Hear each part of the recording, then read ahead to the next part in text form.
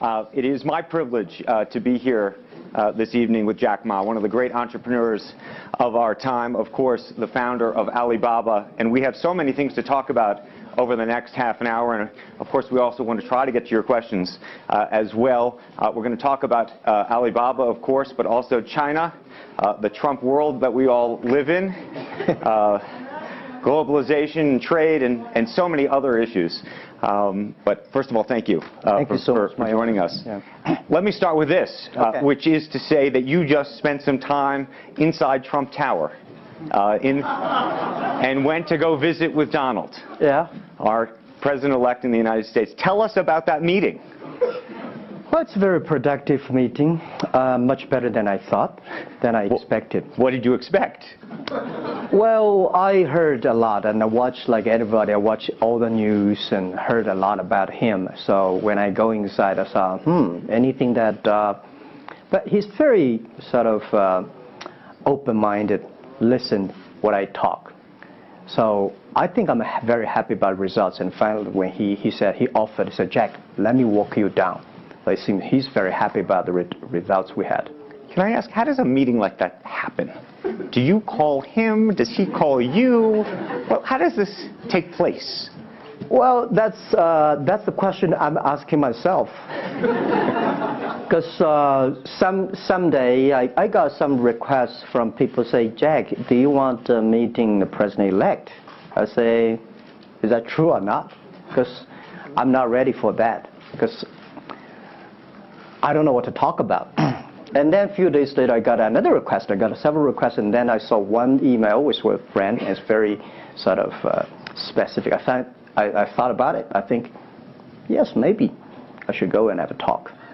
And at least I think President-elect Donald Trump would be happy to hear what I want to talk about. So I went. And what did you tell him? Talk about the small business, talk about agriculture products, talk about the trade between China and the USA.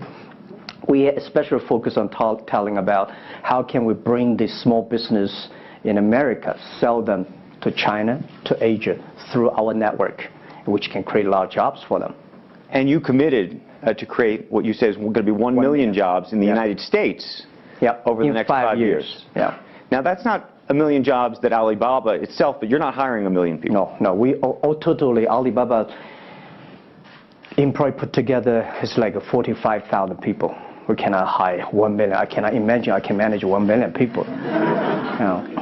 Explain to us how you think about the U.S.-China relationship, given some of the comments that Donald Trump has made about China being a currency manipulator. Did that come up during your meeting? Well, I think first, in America, there's a freedom of speech, right? So he can say whatever he wants, and I respect, I understand. But of course, I have my views. We did not debate about the China-U.S. trade or manipulation. We did not debate. We did not talk. We agreed on something. Small business, developing the Midwest America, helping the farmers there, small business there, exporting to China. So we all agreed. But something that we did not discuss about the American the job losing to China, Mexico, and this. Can I share with you my ideas? Please. Yeah. First, I think 30 years ago, when I just graduated from universities, I heard America had a wonderful strategy. They outsource the manufacturing job, service jobs. They outsource the manufacturer to Mexico and China, outsource the service job to India. There's a book called The World is Flat. Tom Friedman, colleague at the New York Times. And I think it's a perfect strategy. You know, that the Americans said, we just want to control the IP, we just want technology, we just want the brand, to leave the lower end jobs for the world.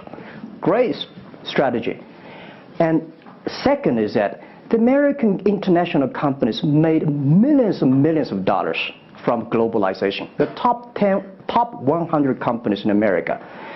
Amazing. I remember when I graduated from university, I tried to buy a beeper, the Motorola beeper. Cost me $250. $50. My pay at that time is $10 a month as a teacher. And the cost of making that beeper is only $8 for a chip. Right. So past 30 years, IBM, Cisco, Microsoft, they made tons of money. The profit they made are much more than the 4 largest banks in China put together. The China Mobile Phone, China Unicom, and whatever you name it, put together. Still, these multinational companies made more money than. So their market cap grew more than 100 times in the past 30 years. But where'd the money go? This is what I'm curious, because as a business people, I always care about the balance sheet. Where's the money coming? Where'd the money go? Past 30 years, the American had 13 wars, spending $14.2 trillion. The money going there. What if they spend a part of that money on building up the infrastructure, helping the white collars and the blue collars? No matter how strategy good it is, you're supposed to spend money on your own people, right? Not everybody can pass Harvard. Like me, they're not good at education, right? We should spend money on those people who are not good at schooling. And the other money, which I'm curious about, is that when I was young, I heard America is about Ford and Boeing, those big manufacturing companies. Last 10, 20 years, I heard about is Silicon Valley and Wall Street. The money go to the Wall Street. And what happened? Year 2008. The financial crisis wiped out $19.2 trillion USA alone. They wiped out all the white collars and destroyed 34 million jobs globally. So what if the money is not Wall Street? What if the money spent on the Middle East, Middle West of the United States, developing the industry there? That could be changed a lot. So it's not the other countries steal jobs from you guys. It is your strategy. Okay, but you do not distribute the money and things in a proper way. This is what I. And now we are having a backlash.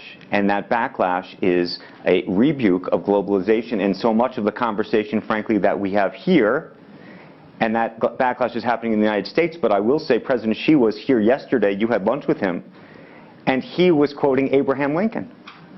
What did you make of that? Well, I would say that globalization is a great stuff. It's the USA, it's developed countries to teach us how to do globalization. I remember 2002 or 1 before China joined the WTO, everybody in China was worried. Me, I was worried. Because what if all the international products come to China, destroy our industry, and we have to lose a job? So convince China, after 20 years, then you guys are say, this is a terrible thing. I believe globalization is good, but globalization needs to be improved. This is Donald Trump, President-elect, want to solve it, the problems. That globalization, I think, should be inclusive globalization. In the past 30 years, the globalization was controlled by 60,000 big companies. 100 years ago, globalization was controlled by several kings and emperors. What if next 30 years we can support 6 million business doing business across the board? What if in next 30 years we can help support 20 million small business can do business across the board? So this is something which I believe globalization should be inclusive. And do you think that the words of President Xi will happen in reality, which is to say that China has largely acted on its own behalf for many, many years, and now is effectively saying that the U.S. needs to continue acting on everybody else's behalf? Yeah, I think, the world needs some, Mr. Xi yesterday said, it's a wonderful time, it's a bad time, or the worst time. The world needs a new leadership, but the new leadership is about working together. This is what I understand. We do not necessarily need one specific leader to teach us what to do, what not to do. But the world have to partner together. This is what I think. And I think as a Chinese, as a business people, I feel proud for what President Xi said yesterday. As a business person, I want the world to share the prosperity together, to join the force together. As a Chinese, I'm happy about what he committed. Yesterday he said, he speaks like us, takes the responsibility of the second largest economy. As the China's second largest economy, he has to take some responsibility. This is the first time I heard a Chinese leader make number commitment. He said, next 10 years, we are going to import $8 trillion US. This make me feel excited because China is transforming from exporting to importing. If there's a concrete number, if we can fulfill it, this is going to be huge change to the China and to the world. But don't you think that it's easier today for China to be interested in globalization because of the benefits that can accrue to China because you're continuing to develop than it is for countries that are, quote unquote, developed? Well, first, the WTO rule is not designed by China. It's not made by China. I will say there's something that I want to change. The WTO is designed, a lot of rules designed for big companies in the past 30 years, and only big companies can do it. And China definitely benefit a lot from opening. I think China should learn one thing, that we grow in the past 30 years. It's because we open to the world. If we continue to open to the world... Not fully. Okay. An American business that wants to effectively go into business in China has a very difficult time, has to partner effectively with a company that's there already. This is why I said China has problems too. The world has problems. And China definitely has a lot of problems. China should open, should be more confidence. This is what I feel yesterday. I feel the confidence of Mr. Xi that he is ready to open more to the world. This is what I suggest, that we should solve the problem by business community, right, by negotiation. WTO, China joined WTO for like, 20 years or 70 years, I don't know the number. But the past 2 years, that I think we as a business, we as a country, we as the world, we have to review something. Right. But not because unbalanced things, we stop it. You've been calling for something called EWTP. Yeah. What is that? This is what I would talk about, is that the WTO was great, but they mainly designed for developed countries, big companies. There's no opportunity for small business. We want to build up an electronic world trade platform to support young people, small business, thanks through mobile phones, internet, they can sell and buy across the board. And the other thing is that WTO is a very interesting organization. When you put the Doha round, when you put 200 government officers in one room, ask them to agree on something, it's impossible. I can never imagine that they can agree on something together. Business should be designed by business people. So we believe EWTP should be something that the business people sit down together, agree on something, negotiate on something, and get endorsement from the government. I want to talk a little bit about Alibaba and the model itself, because I think for many in the West, if you will, they don't necessarily understand it. And to the extent that the extent that I could try to compare it to Amazon, which I know you think is an unfair comparison, one of the things that's so fascinating to me is that Amazon and Jeff Bezos have pursued what might be described as a very asset-heavy business model. They're buying airplanes. They want to own the entire supply chain from beginning to end. And Alibaba has effectively an asset-light business. It is very much, in terms of the retail piece of this, the opposite. You don't want to own the warehouses. You don't want to own the logistics companies. How do you think about that? Is Jeff Bezos right, or are you right? And is there going to be a meeting in the middle? I hope both are right. And because the world can never have one model. If the world has only one correct model, the world is too boring. Right? We need to have all kinds of models. And the people who do the model should believe in the model. And I believe what I do. Right? The difference between Amazon and us. Amazon is more like an empire. Everything they should control themselves, buy and sell. And our philosophy is that we want to be an ecosystem. Our philosophy is to empower others to sell, empower others to service, making sure the other people are more powerful than us. Making sure with our technology, our innovation, our partners, our 10 million small business sellers, they can compete with Microsoft, IBM. Our philosophy is that we think using internet technology, we can make every company become Amazon. Remember one thing. Today, for our sales, our GMV last year is more than $550 billion US. To hire people deliver for us, we need 5 million people. So how can we hire 5 million people deliver things for us to deliver the things we sold? The only way we do is empower the service company, logistics companies, making sure they are efficient, making sure that they make the money, and making sure that they can hire more people. But without owning the whole chain, can you do it as effectively? The idea that you're watching Amazon being able to deliver things now within hours, literally. We made 125 cities deliver within 1 day last year. Imagine, 10 years ago, deliver one thing from Beijing to Hangzhou takes about 8 days. Now you can deliver things from Beijing to Inner Mongolia or some city within 12 hours. It's improving. You can never expect these things happen within 24 hours.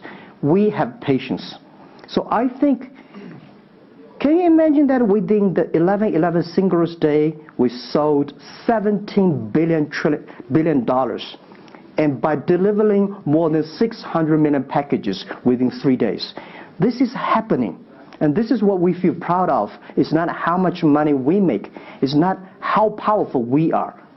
We think because of the technology, we can make the technology very inclusive, that every small companies can use it. This is my dream, because I started my first business in 1992 in China as a small business. In order to borrow money, $5,000 US from a bank, took me 3 months to acquire, still failed.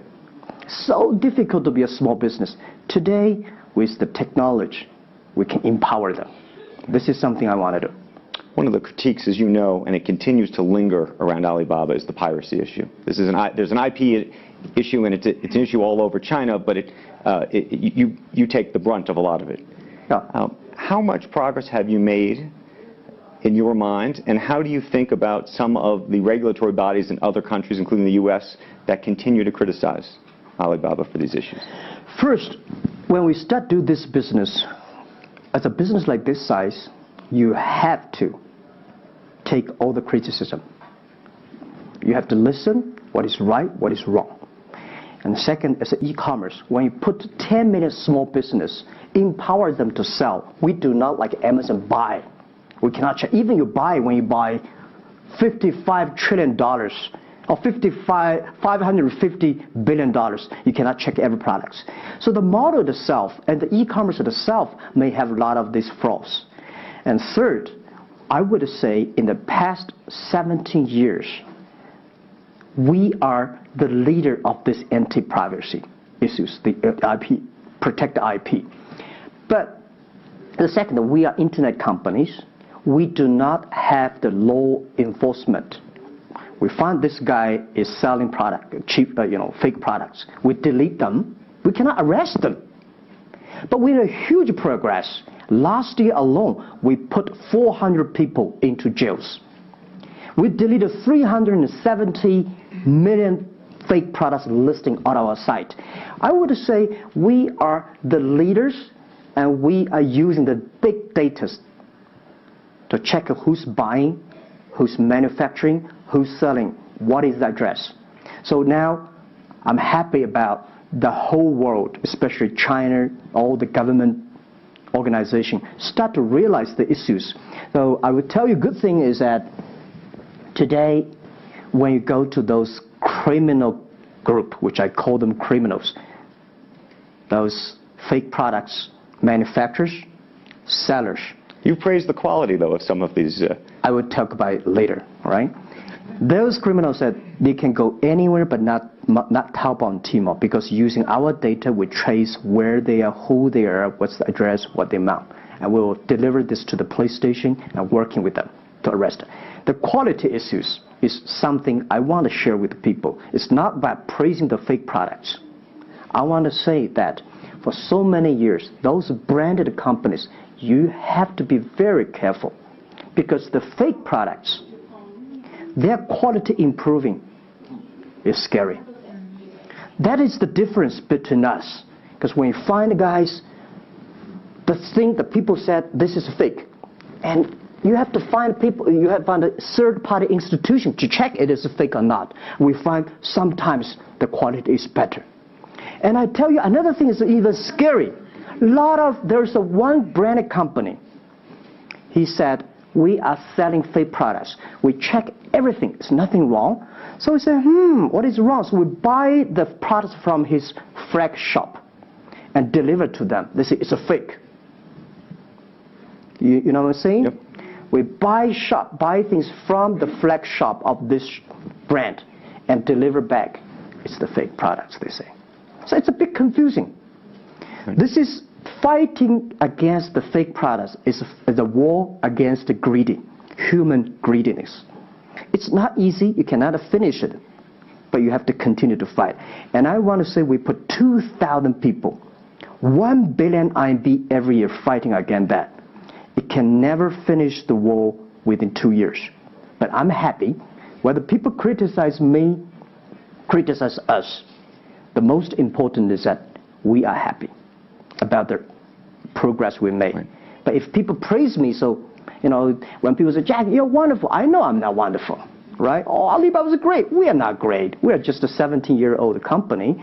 But when people say, you're doing nothing, no, we're doing a lot of things. But you don't have to argue. You don't have to debate. You do what you believe.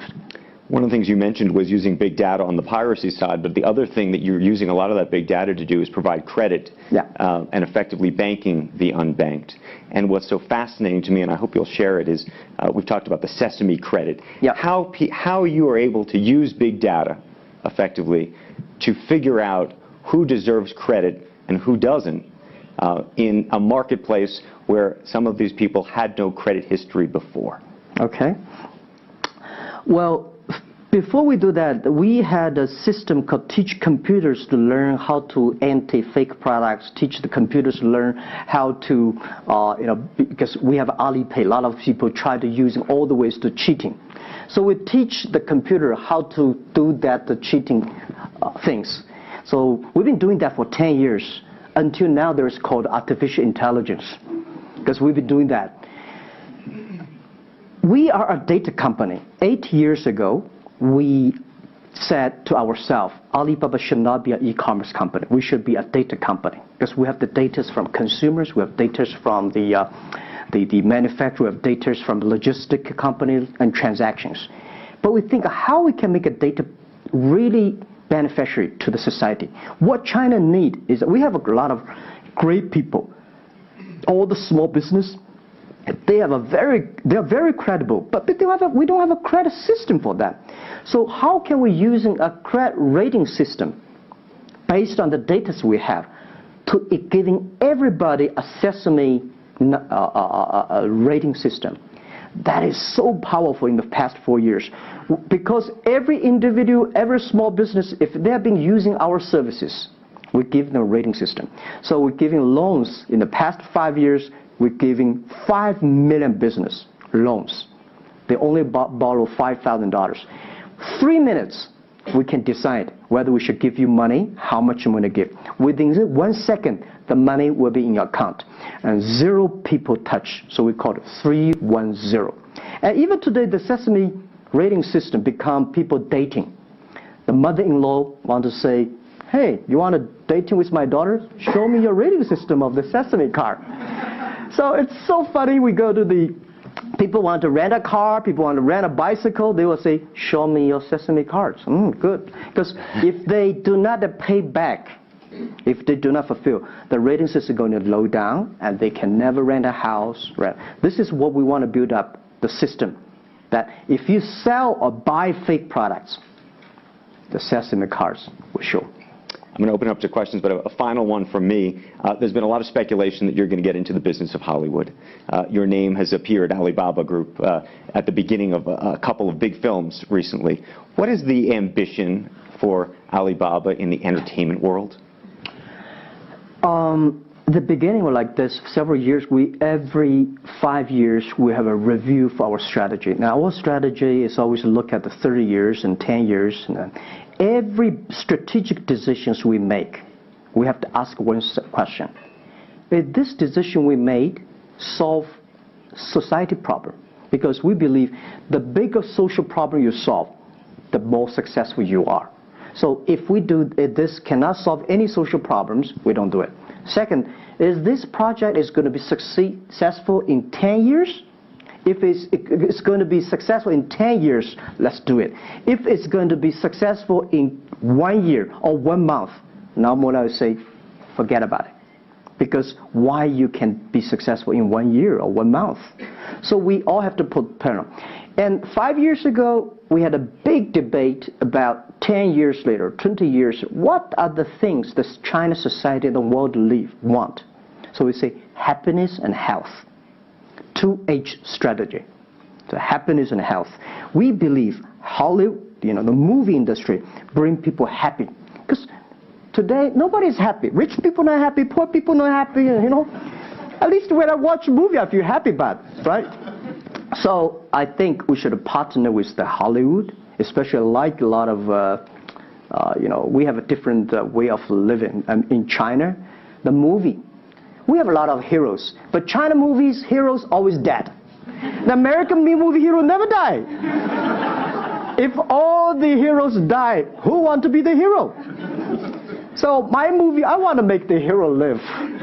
Right, so this is I think we should learn a lot.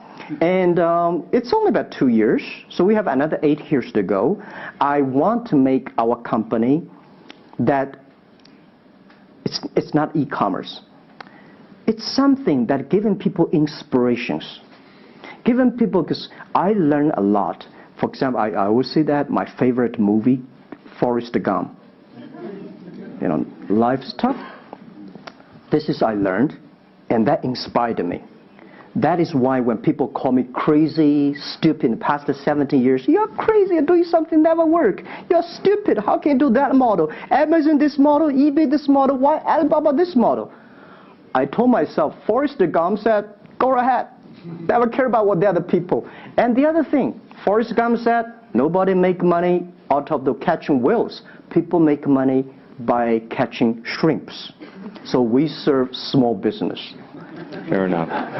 Jack Ma, we should probably end it there because we're going to run out of time, but I thank you.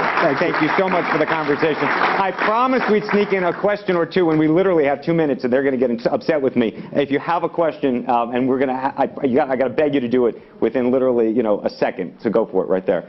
Okay, I'm not going to say that China and US is going to have a trade war, but if the Trump administration gets tougher on China in terms of trade agreement, is that going to hurt Alibaba? Well, I don't think so. I think China and the U.S. should never have a trade war. We'll never have a trade war. And I think we should give President-elect Donald Trump some time. And he's open-minded. He's listening. And I think the war, it's so easy to launch a war. But it's so difficult, almost impossible sometimes to terminate a war. Iraq war, Afghanistan war, is that finished? No. Trade war. I believe one thing. When trade stops, the war starts. Trade is something that people start to communicate. Trade is something people exchange culture and value. And I will be happy if China and USA agree on something and Alibaba business model destroyed. I would destroy Alibaba model by stopping the war between. Because how can you imagine the first largest economy of the world, second largest economy of the world, have a trade war? It's going to be a disaster for two countries and for the world. If anybody can do something to stop it, do anything to stop it. Did you have a reaction to Trump and the situation with Taiwan and how he's thinking about that? Well, Taiwan, I think this is not something about government. This is not something about business. This is something about the people. If the Taiwan issue is the population, if you do Taiwan issue is like against 1.4 billion people. So this is another issue.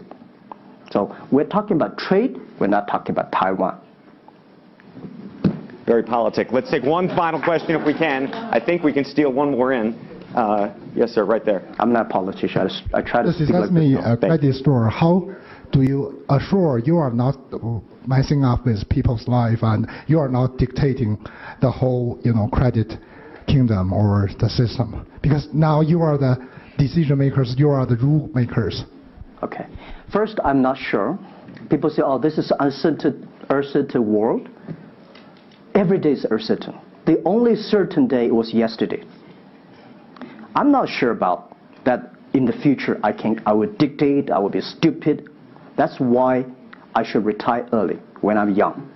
That is why I have a lot of things that I dream I want to do. I want to do philanthropy, I want to be a teacher, I want to go back to school, I want to do the environment. And the world is so wonderful. Why should I be the CEO of Alibaba all the time? I'm coming to this world not to work. I want to come to this world to enjoy my life. I don't want to die in my office. I want to die on the beaches. It's a wonderful message. Jack Ma, thank you for the conversation. Well, can I say one last sentence? Yes, please, please. I just want to give my last advice to any people here that every government should pay attention to in the next 30 years are critical for the world. Every revolution, technology revolution takes about 50 years. The first 20 years, technology company. Next 30 years, the implication of the technology. Focus on next 30 years. The first 20 years, eBay, Amazon, Facebook, Alibaba, Google. Good. The most important is that make the technology inclusive, make the world change. This is 30 years. Next, pay attention to those people who are 30 years old, because those are internet generation. They will change the world. They are the builder of the world. Third, that let's pay attention to the company who have fewer than 30 employees.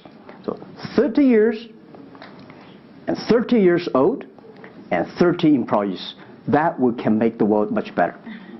Jack Ma, thank you very, very much. Thank you. Thank you. Thank you. Really appreciate it. Thank you. Thank you.